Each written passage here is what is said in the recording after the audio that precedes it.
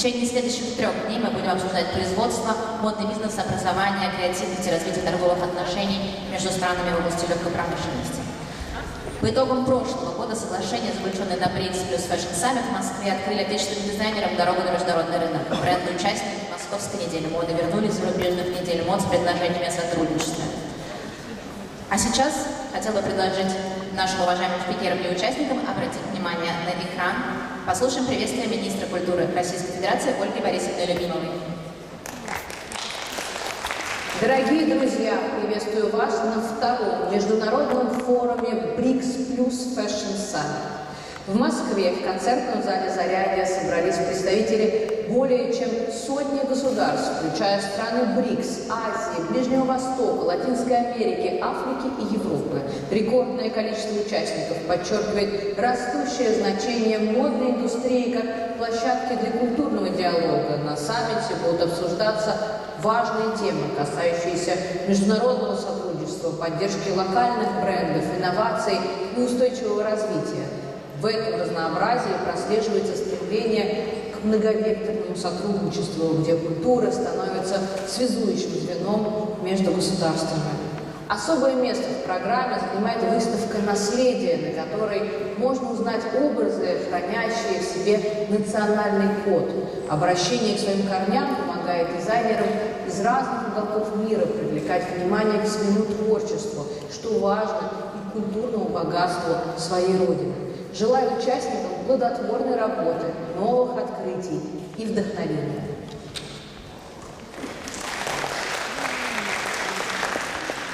Итак, мы начинаем, и я перехожу к нашей дискуссии, которая сегодня звучит как глобальный подиум недели моды на всех континентах. Прошу поприветствовать наших спикеров. Ян Джан, исполнительный председатель China Fashion Association, Китай.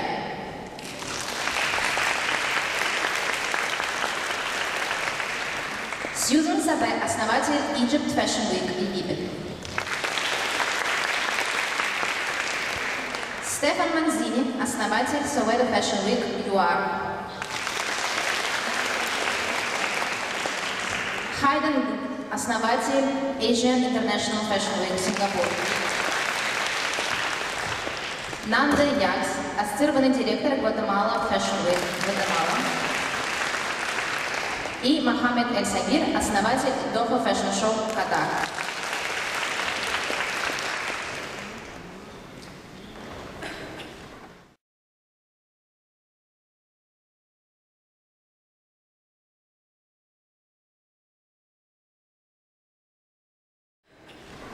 Недели моды и различные мероприятия модной индустрии формируют глобальные тренды, но отражают местные особенности. Поэтому сегодня мы поговорим о том, как формируется модная и культурная сцена в самых разных уголках мира. И первый мой вопрос для Ян Джан, исполнительного председателя China Fashion Association. Какие инновации и тренды, представленные на азиатских неделях моды, наиболее активно влияют на глобальную индустрию?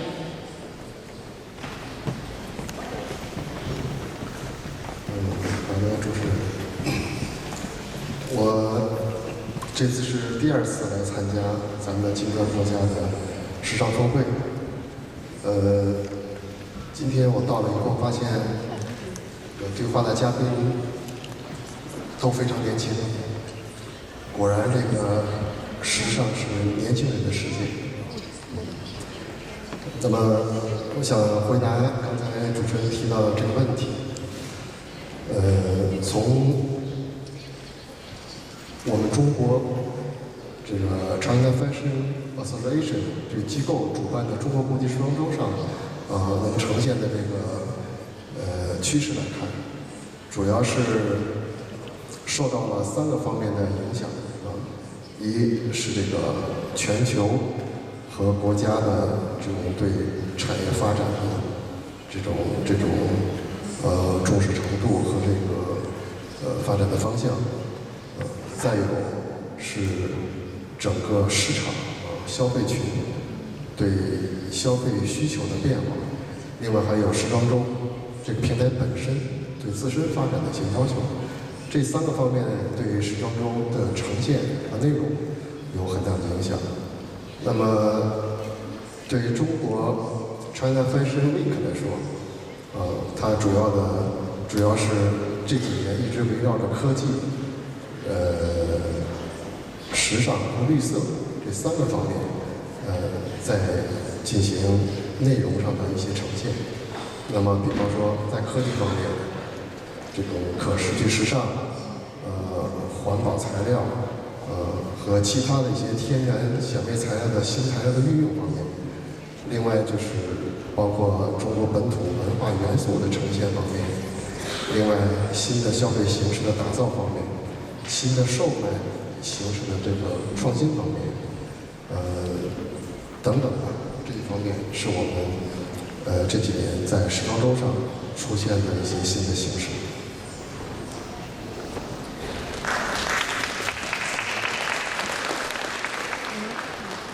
Как технологический прогресс и цифровизация модных показов в Азии трансформируют восприятие моды и ее доступность для международной аудитории?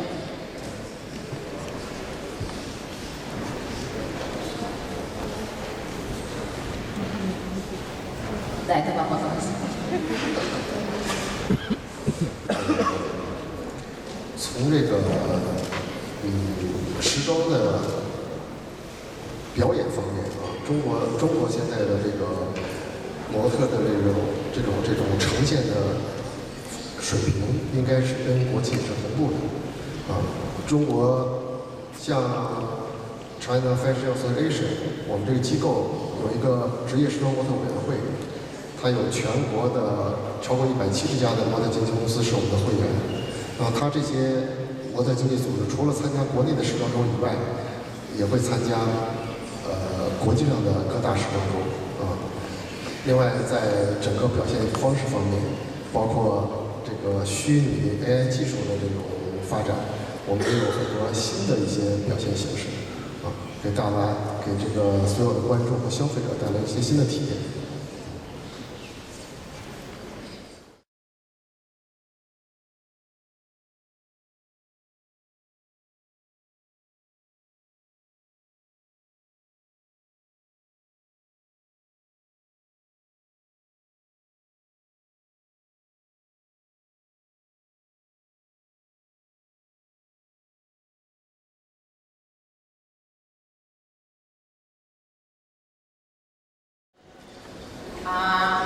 Расскажите, как египетская неделя моды отражает богатое культурное наследие страны и какие местные дизайнеры сейчас привлекают внимание мирового сообщества?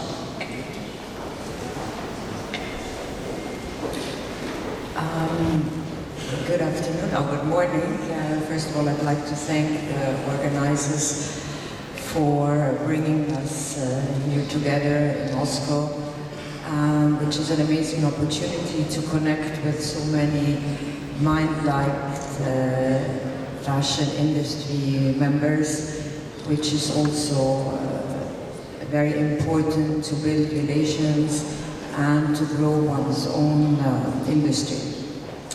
Now, going to your question, of course Egypt is a country with a very big culture and heritage and history, and we always try to encourage our designers to be inspired by what we have as a history and culture, and especially also use our craftsmanship, because craftsmanship is what will make your own DNA.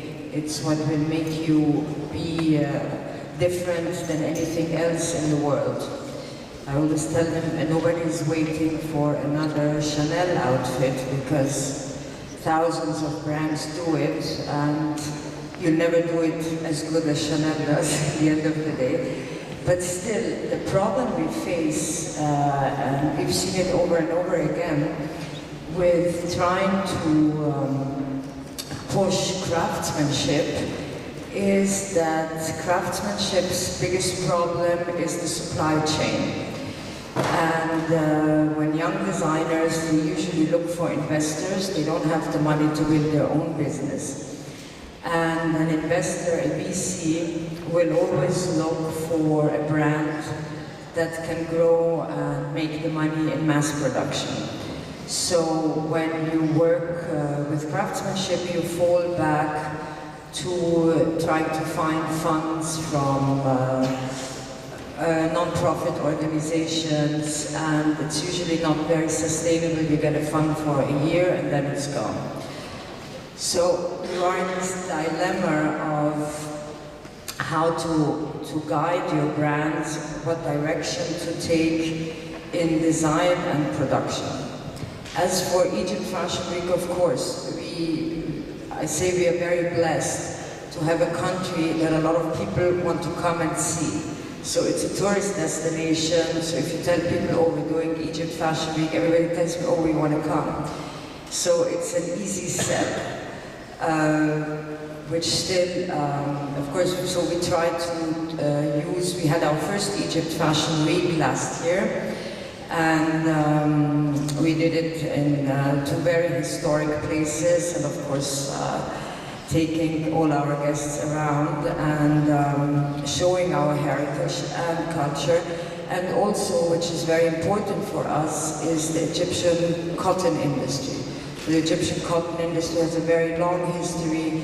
The phrase 100% Egyptian cotton is a phrase that's now worldwide used, and also reflects our heritage. And it's one of the pillars we have of Egypt Fashion Week, to bring back the Egyptian cotton and textile industry and to put it back on the international map.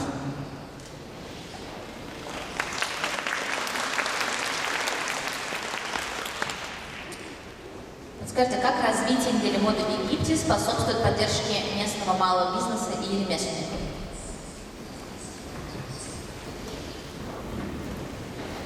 Well, definitely, you know, when you have a fashion week and you have international speakers from different fields of the industry, experts, whether it's education, whether it's production, whether it's media, design, finance, even retail, very important. It's an amazing way for our designers to learn from the expertise these industry leaders have to share. It's an amazing way to connect with and you know, maybe open up opportunities for retail abroad, for producing even for somebody else. So and of course the media. So we had a lot of international media. The designers got amazing coverage on international, regional and local media. So it was extremely beneficial for them. Какие эффективные инструменты существуют для поддержания ремесленничества местного? Can you see the question again, please? Какие эффективные, на ваш взгляд, меры существуют для поддержания, на вашем опыте, местного ремесленничества?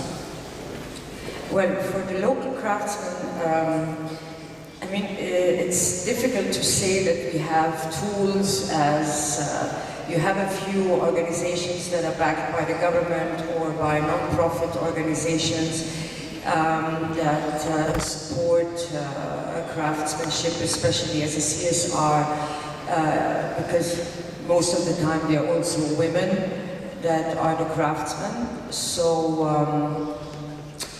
that try to, first of all, make sure that craftsmanship is not dying out, because this is a big problem we face. A lot of craftsmen do not pass on anymore their know-how to the new generation. They're not interested anymore to continue their parents, their fathers or mothers' trade. And so there are some local businesses, of course, whether it's in jewelry making, whether it's in embroidery, and you will be able to see in the heritage exhibition one of our designers who has really succeeded in using our local craftsmanship of embroidery, and actually it's like the traditional Egyptian kaftan making. So there are government institutions as well, like the Women's Council, the National Women's Council, who tries to support embroideries that are done in the south. Then of course you have private organizations that work with the different governorates of Egypt, which each has different craftsmanships, and guide them in design to make the product more appealing for the commercial side, which is very important, because usually the craftsmen they're not very aware of what's trending. So you need to be guided by retailers, by distributors who tell you, what colors to use, what patterns to use, because that's what's now in demand. Благодарим нашего спикера. Спасибо большое. Перед тем, как мы перейдем к нашему следующему спикеру Сингапура, давайте посмотрим короткое видео о неделе моды Южно-Восточного региона.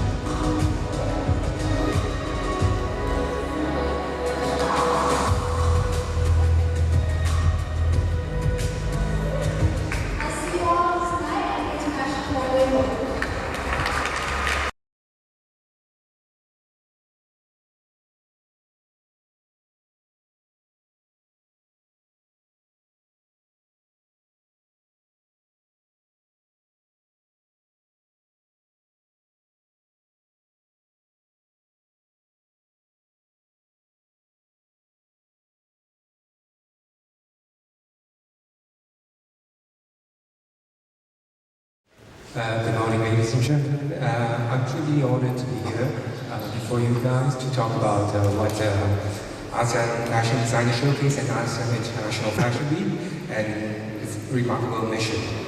The showcase has been developed with a powerful purpose in mind to raise awareness and appreciation for the unique style and diversity in the ASEAN region and to promote greater cross-cultural and creative collaboration.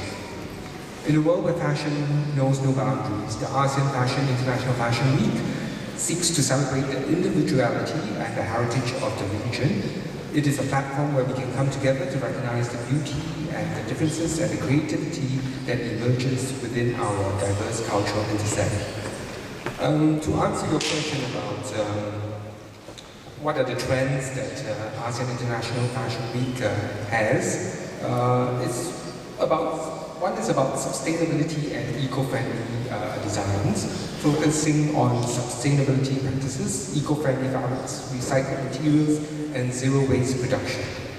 Another aspect is cultural fusion, integration of traditional Southeast Asian textiles like batik, ikat, songkak with modern fashion trends. Number 3 is about bold prints and colors. Vibrant colors and dramatic prints are inspired by ASEAN's natural beauty and cultural heritage.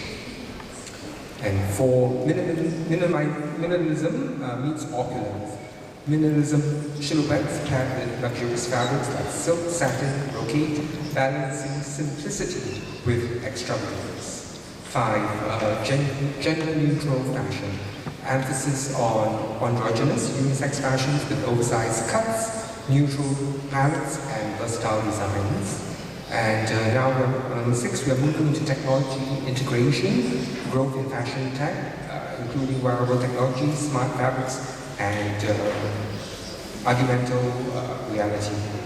And number 7 is about artisan craftsmanship, celebrating the craftsmen in Asia, in Laos, Indonesia, Vietnam. And number 8 is about modern fashion, the influence of Muslim designers with layering, longer silhouettes, and modest yet stylish cuts. And number 9 is a new aspect that is important in our industry after COVID, which is the arty leisure and comfort wear. This is due to the continual rise of functional yet fashionable sportswear, catering to hybrid work from home lifestyles. These trends reflect the ASEAN region's dynamic intersection of tradition, modernity, and sustainability, positioning it as one of the great growing influences on the global fashion scene.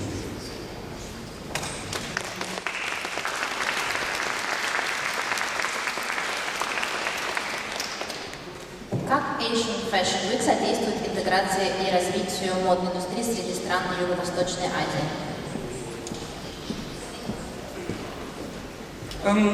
We try to incorporate, like number 1, taking traditional textiles and technology and using it to make it into more modern fashion. Like in Indonesia, we incorporate traditional batik and ikat fabrics and using it to represent what Indonesian designers come up with. Likewise, in Thailand, the designers use fabrics from the northwestern silks with intricate designs to show off the Thai craftsmanship. In the Philippines, they use the indigenous peanut fabrics made from pineapple leaf fibers and adding their own Filipino touch to it, like the butterfly sleeves that we all know of. We also use a lot of our cultural symbols and motifs. In Malaysia, motifs like the bamboo shoots symbolizing growth and resilience in batik are used in the clothes and handbags and shoes. In Vietnam, lotus flowers and dragonflies in embroideries and prints reflecting Buddhist and Confucius influences. So there are many influences from history and our own culture in Asia that we used and implied into our fashion aspects.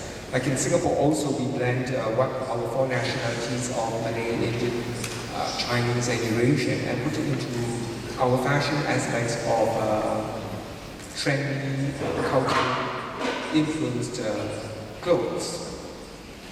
And we are promoting sustainability and local resources like in Thailand and Indonesia. They focus a lot on eco-friendly practices with organic fabrics, natural dyes, and artisan craftsmanships. Philippines and Vietnam, they use indigenous fabrics again and balancing the traditional and sustainability.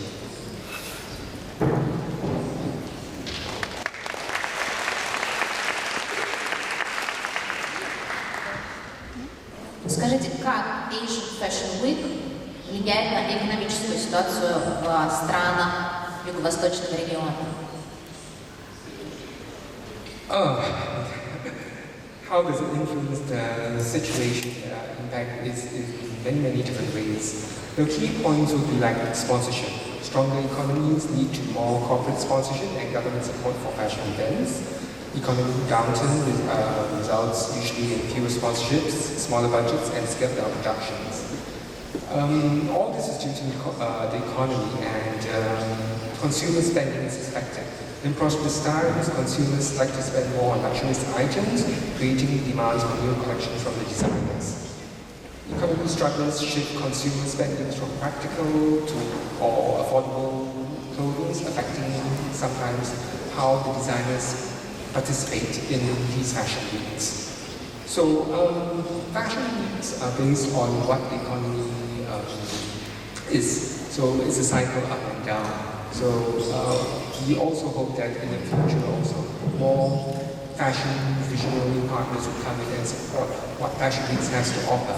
Because it's not only a platform for the established designers, but it's also for the platform for the younger designers. So in order to keep it to grow on. Thank you.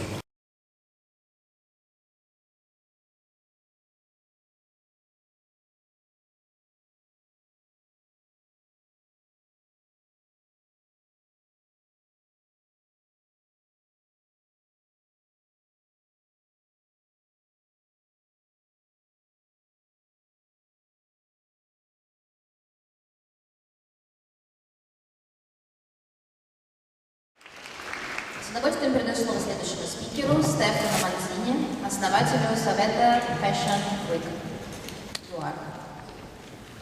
Расскажите, как южноафриканские дизайнеры используют культурные и исторические особенности региона в своих коллекциях.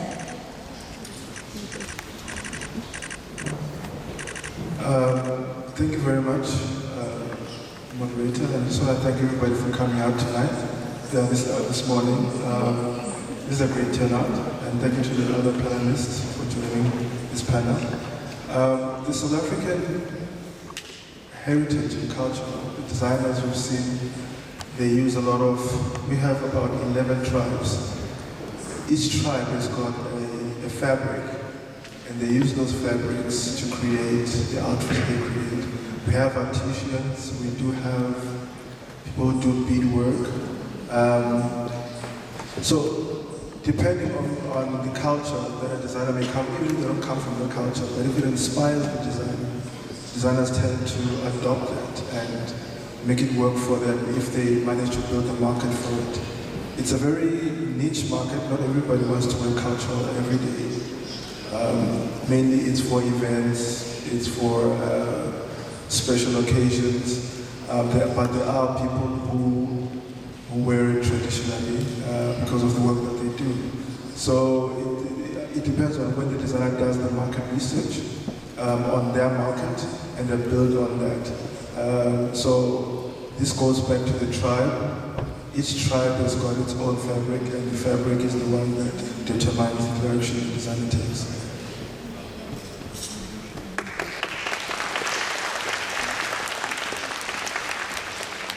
Как вы видите в дальнейшем позиционирование южноафриканских дизайнеров на мировом рынке? Can you please repeat that? А как вы планируете создавать позиционирование на мировом фэшн-рынке?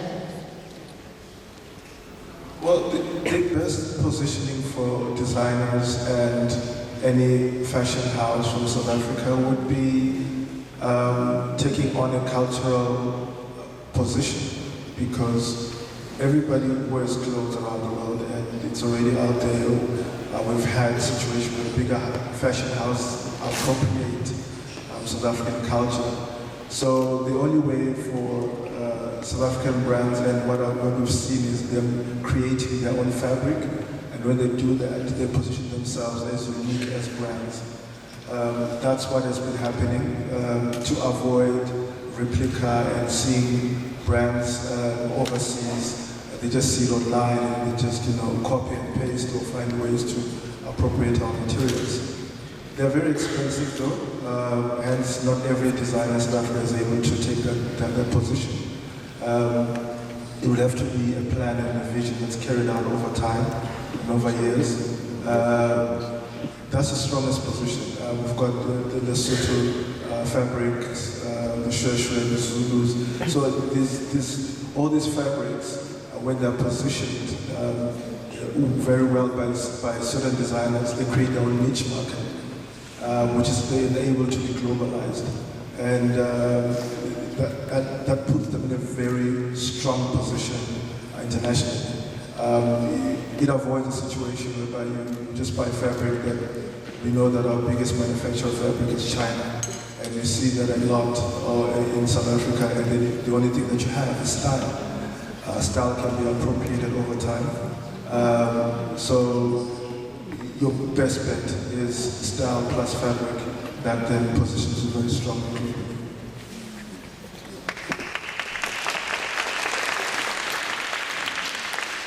Вы упомянули культурную апроприацию. Расскажите, где грань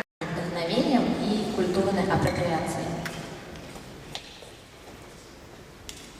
Well, appropriation would be, because we do have tribes that focus on keeping the richness of the heritage.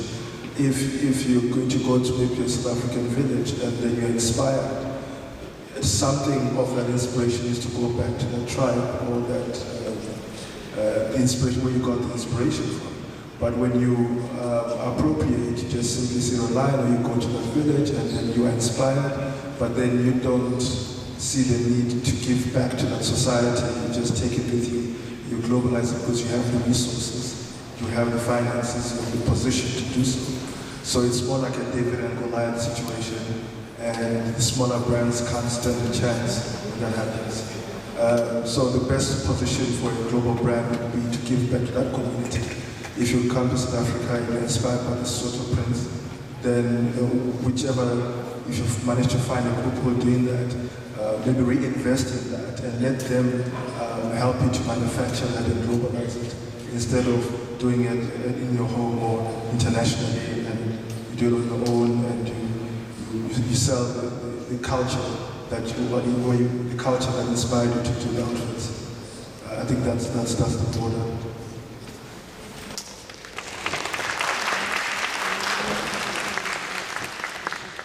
Как Salvetta Fashion Week влияет на модную сцену Южной Африки и поддерживает молодых дизайнеров?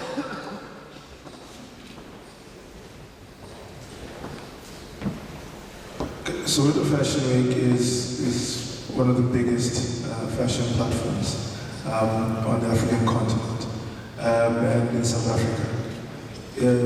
We inspire designers through promotion. What we offer to them is promotion and potential access to market.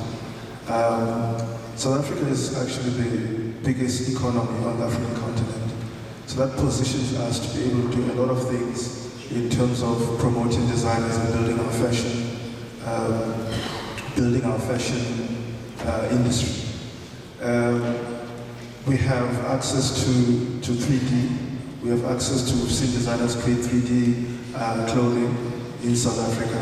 We've got, our social media is quite big, and that helps us through influencers to promote designers. So by doing that on a consistent basis, brands tend to grow over time. It's not an overnight success.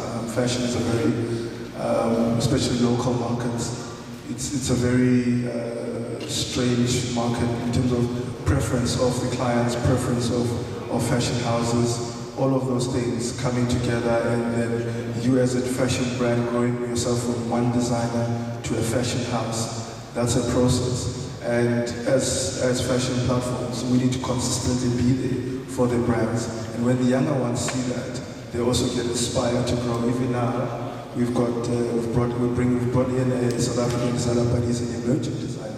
So he's been inspired by this globalization that we've done through this partnership with Russia, through the BRICS. So that's our way forward. We're looking at potentially globalizing our designers from a local level to a global level.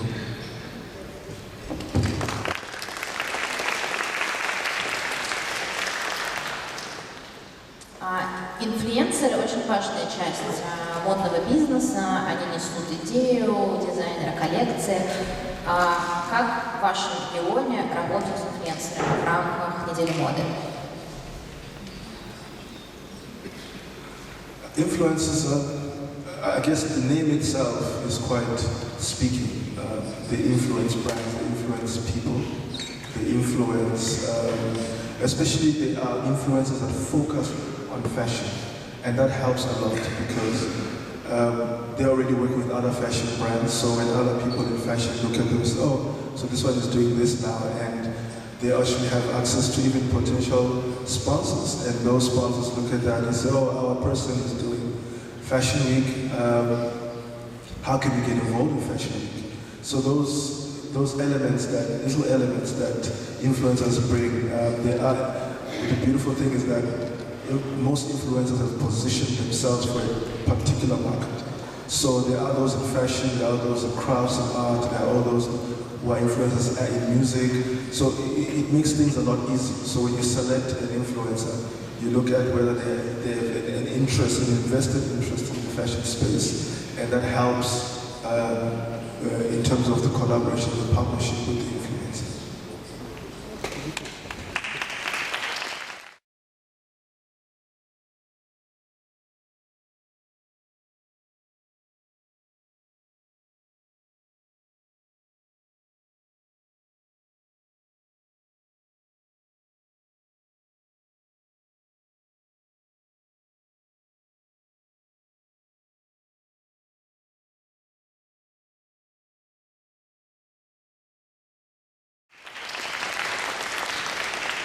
Я бы хотела еще адресовать этот вопрос и другим нашим спикерам, в том числе Ян Жану, как в Китае обстоят дела с инфлюенсерами, которые вовлечены в модную индустрию.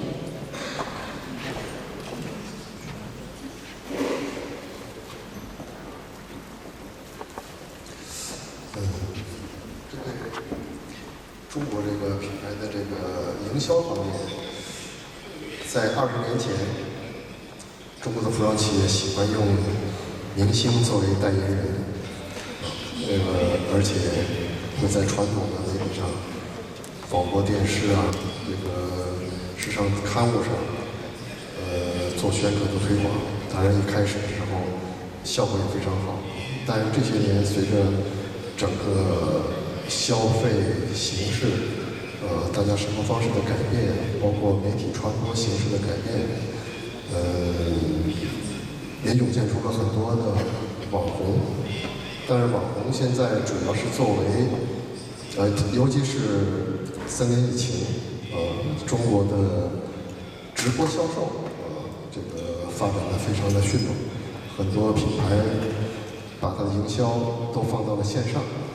当然，疫情过后，这个线下也在恢复，但是线上依然现在是一个非常主要的一个销售渠道。那么很多的主播网红成了带货的达人，当然，随着这种方式的普及，很多品牌、很多设计师自己也成了主播，这个而且整个的这个销售的形式。也都趋于更加成熟，更加合理。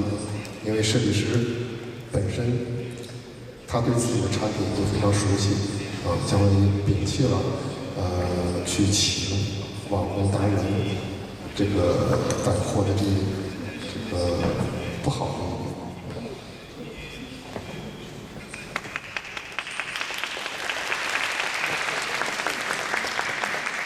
Сьюзен Сабет, пожалуйста, я тоже вопрос адресую про как инфлюенсеры взаимодействуют с египетской неделей моды.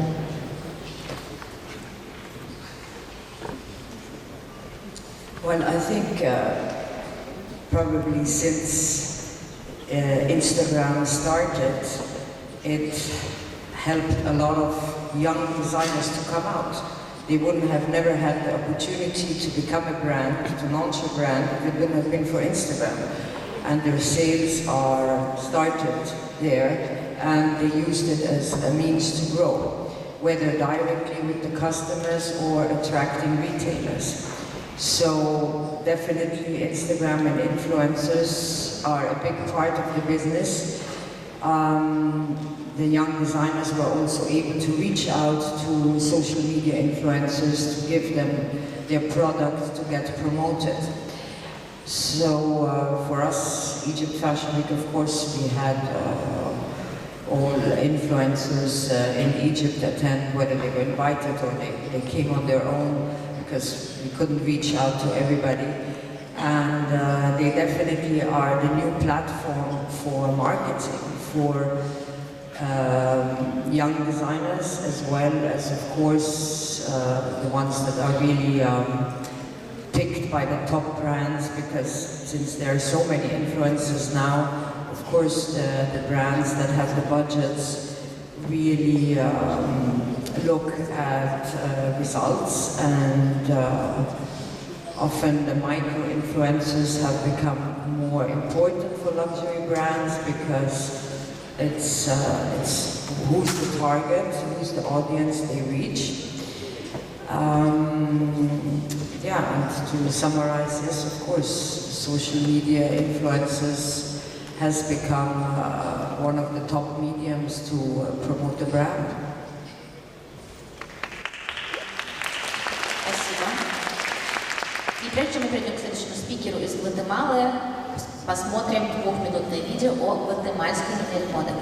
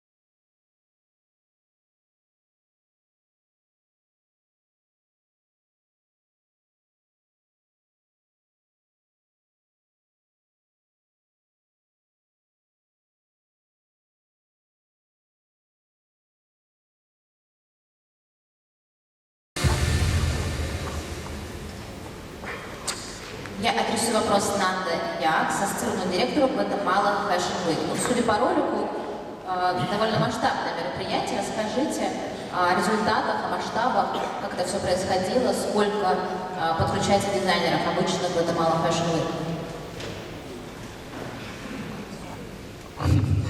Привет. Thank you so much.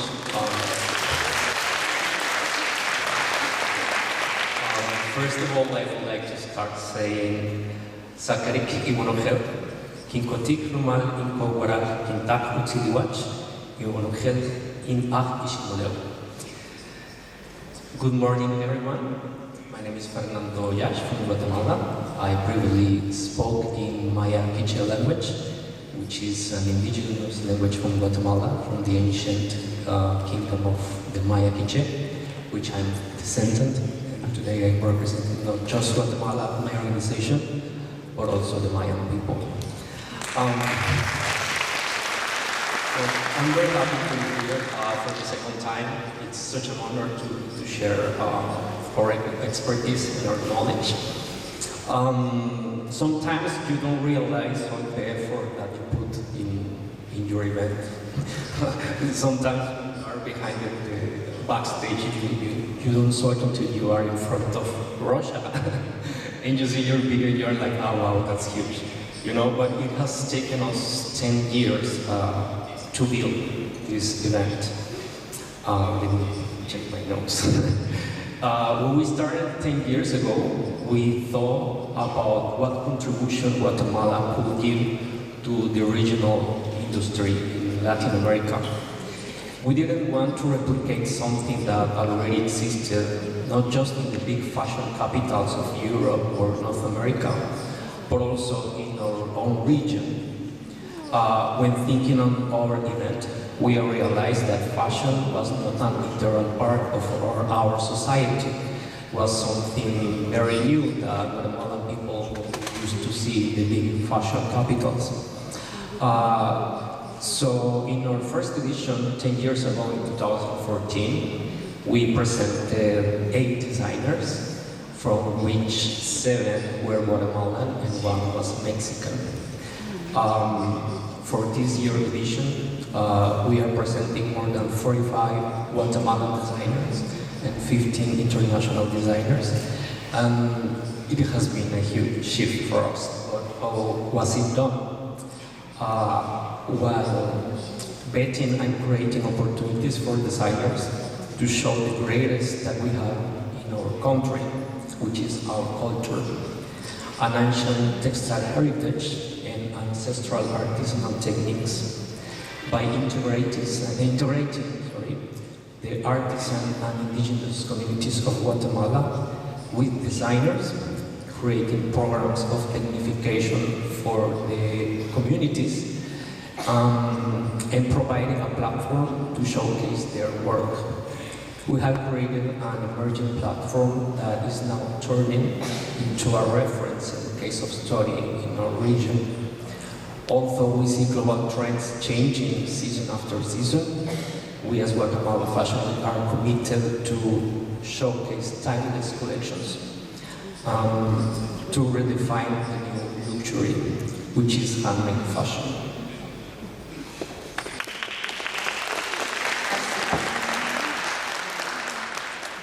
Как гватемальские дизайнеры интегрируют традиционные ремесла? Как находится мостик между трендами и сохранением традиций? Well, it's been a complex process because, well, for those of you who don't know where Guatemala is, it's right in the central part of Central America. We are an 18 million population country, and more than 60% of the population is Mayan people. And from that population, nearly 30% has very limited access to education. So we are still a developing country. So that has been a huge challenge, because besides of that, in Guatemala we spoke 23 different languages besides Spanish.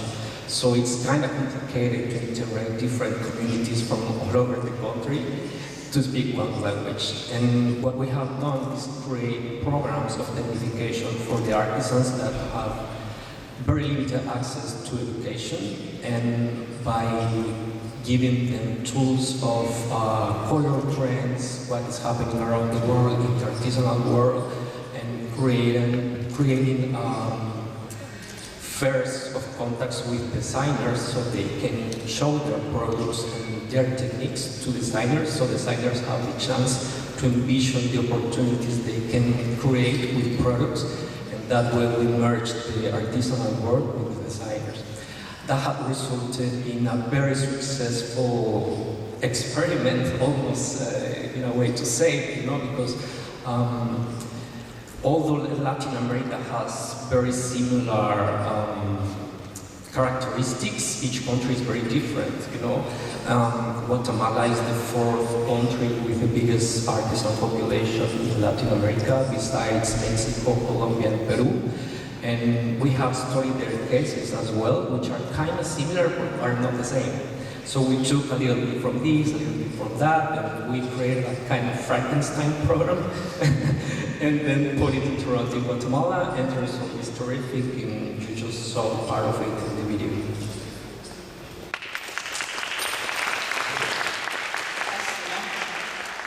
Какие вызовы и возможности вы видите для развития модной индустрии в Латинской Америке в целом через призму недели моды в Глобальном?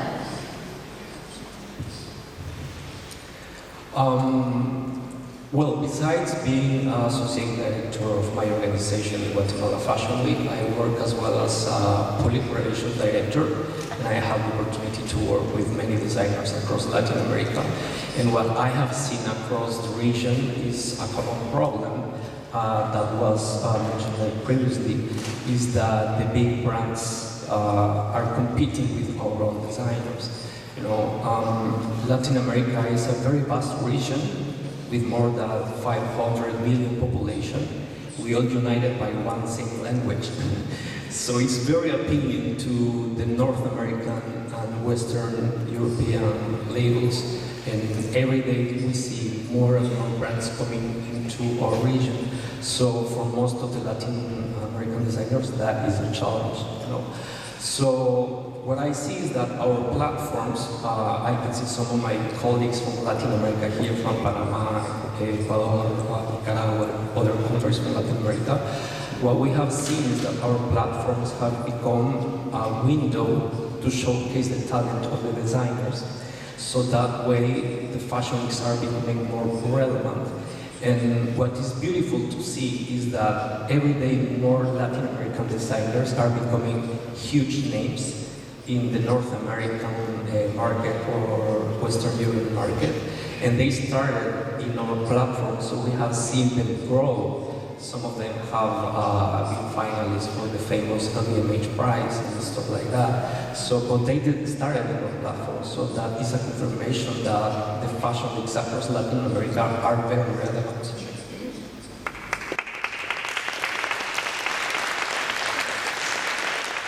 Как вы работаете с молодыми дизайнерами? Как их поддерживаете?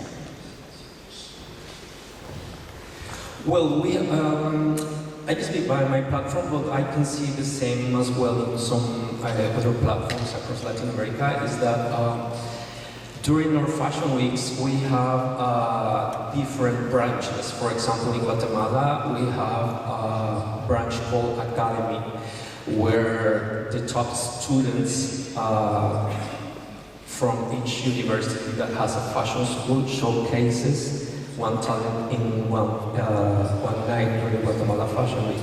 And one of these students has the opportunity to win a scholarship in an institution in Milano. So that is very huge for them because they have the opportunity to keep learning, not just like presenting in a major fashion week like this in Guatemala, but have the opportunity to keep their education abroad. We have also a program called the Startup Project, where we make an open call for young entrepreneurs, very young brands, and we give them a little coaching program so they can start like experimental into the real world, because sometimes students they gain all this knowledge in their schools, but in real life it's completely different, you know? So it's kind of interesting to see how they progress from being into school into being in the real world by showcasing a collection in a fashion week, then selling in a pop-up store, and sometimes they have the chance to even sell on concept stores in Guatemala City. So that's the way we integrate new talents to the ecosystem that already exists.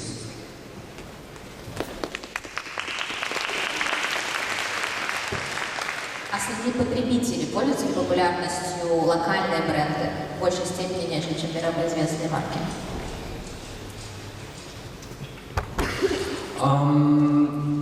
Well, we wish it was that way, you know. But what is very interesting is that after the pandemic year, everybody became more conscious about being supportive with local. And at least in Guatemala, there are like too much social events every weekend. And what happens usually is that sometimes, mostly with the girls, they don't want repeat outfits. So designers have found a very special niche in that sector, because many of these girls, they just make them dress with designers, so they have a unique piece for party, a wedding, a cocktail, or whatever, you know. So that is very interesting. But also what I have seen is that not just in Guatemala but across Latin America is that our platforms have become relevant because although we are very alike across Latin America, we are very different in each country. And every one of us is very nationalist. We want to support our local designers, so most of the fashion weeks across Latin America happens not just the runways, but also pop-up stores where fashion designers can sell the collection that was just seen on the runway right away in a pop-up store. So you have the immediate effect of, oh, I want that right now. So that way, designers gain new customers. They sometimes have the opportunity to, you know, regain the investment of producing a collection because sometimes it's very expensive.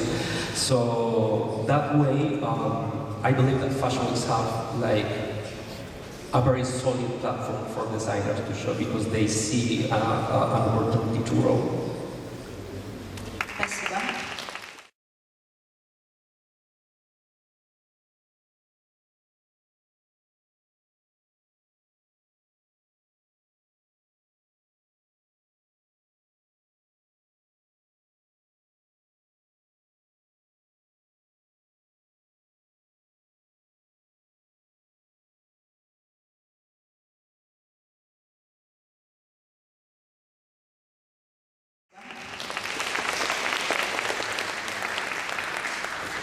Плавно переходим к нашему следующему спикеру. Я рада приветствовать Мохаммеда Эль-Сагира, основателя Доха Fashion Show Катар.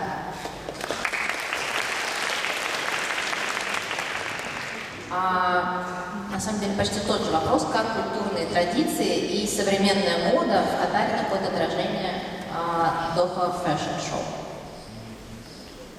Hi everyone, it's a pleasure for me to be here at the BRICS Fashion Summit Moscow. And about your question, sorry for the very speech.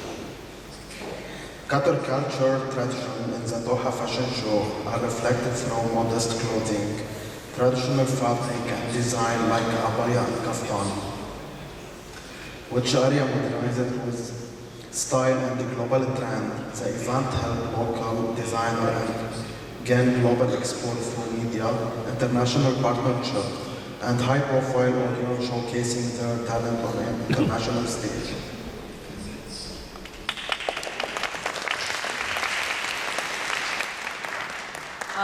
Помогаете ли вы местным дизайнерам выйти на мировую арену? Я имею в виду Doha Fashion Show каким-то трамплином является ли для них?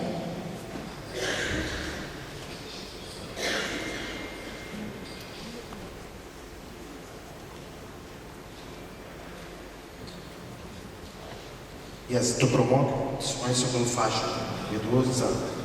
And a David focus on eco-friendly material and responsible production support for young designers include mentorship, program collaboration and platform like Fashion Trust Arabia, which provide funding and opportunity for emerging talent in the region.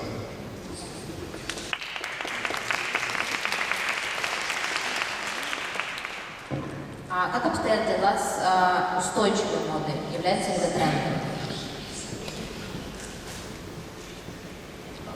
Yes, about sustainable fashion, we do like influence.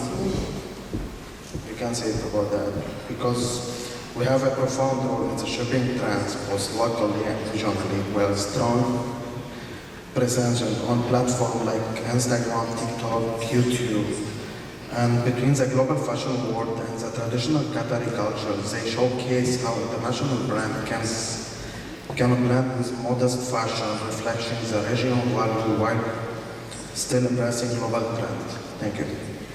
Спасибо. Подводя итоги нашей интересной дискуссии, я бы хотела спросить у каждого спикера про ключевые тенденции, которые представлены на неделе моды в их регионах. Пожалуйста, я бы каждый по очереди коротко расскажет про главные тренды.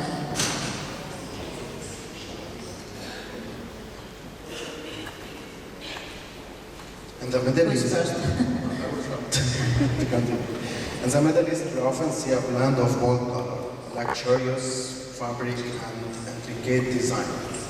Sustainability is becoming incredibly important, with many designers focusing on eco-friendly practice. Additionally, there is strong emphasis on culture modified and historic character of each region in the French collection presented. Thank you.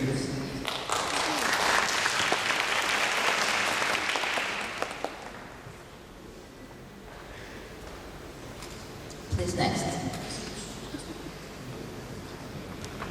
Can you repeat the question, please? Какие ключевые тенденции, представленные на неделях моды, вы можете отметить в вашем регионе? Key trends. Well, I don't like very much the word trend because that means that at some point it's going to end, to die. And most of the characteristic across Latin America is sustainable, but mostly artisanal. And artisanal has a lot of heritage, a lot of history behind. So that's not a trend, you know. So what I would like to say is like, what is redefining fashion right now across Latin America? And I believe it's sustainability, but mostly fashion with history. And I think that's a case that can be replicated across the globe, you know, because all of our countries have a lot of history behind us. And I believe that designers have a huge opportunity to take inspiration, not appropriation, as someone previously said here, to promote not just their culture, but also to give something more special to their brands and to their proposals.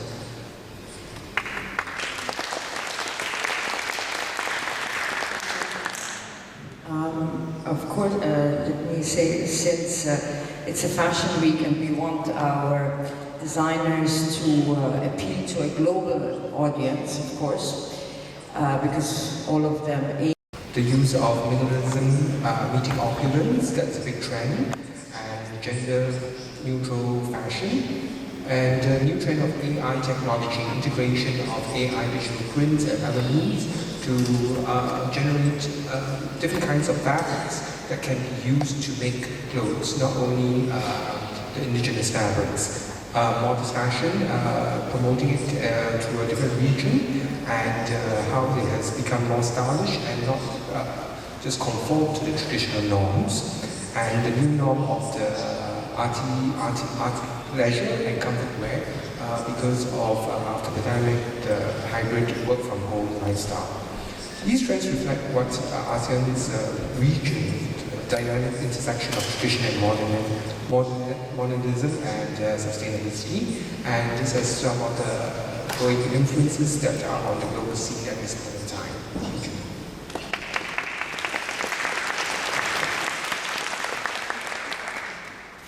Okay, most of the trends that we are promoting on our platform and encouraging designers to strive for, and I believe every country has its own heritage, it has its own style, but at the same time catering for your customers, because you can make a nice outfit and if you don't sell it, it can be beautiful, you put it in a museum or whatever. So the most important thing is that it's something people can buy. It's very important that we encourage our designers to talk to their customers, especially their loyal customers. Maybe they make a modern outfit, but then infuse it with a cultural perspective. That tends to work out. Then that way, you know, you could wear a suit which is culturally inspired, but then it's not 100%. You infused it with modernization. South Africa is the biggest supplier of mohair. So we have that, which falls under sustainability.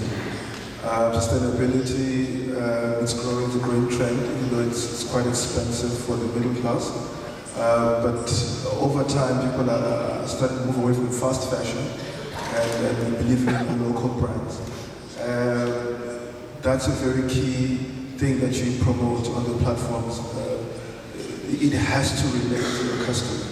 That's very important because we could do all the trends. We know what's out there in the world, we know what's in retail, and doing a copy and paste does not help as a local brand, whichever country you're in. So it's very important that the designer also knows what's my niche, what's my market, what are my customers looking for, and how do I create a style that caters for them and it caters for me as a brand. Yeah, that's what we promote.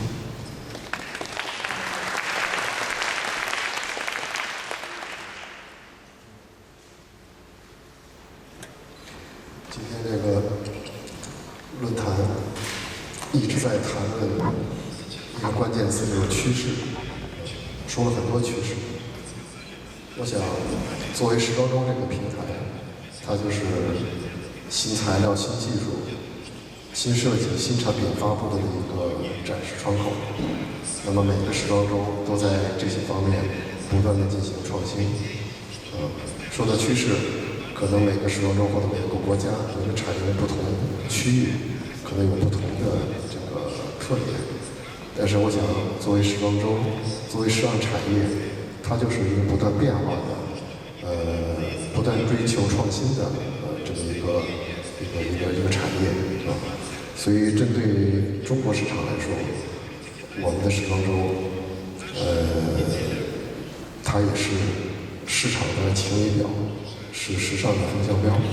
所以市场上的一些消费形式、消费方式的一个变化，也会影响到时装周的内容和呈现。比方说这2年。从2017年开始吧，中国的这个消费群，尤其是年轻消费群，对具有中国文化元素的产品，我们叫国风国潮的产品都非常推崇。所以这几年呢，在China Fashion Week 这个平台上呈现的具有中国元素的产品越来越多。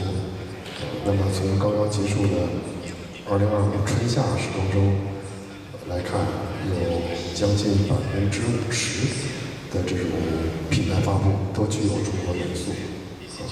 另外，中国品牌这几年发展的也非常的快。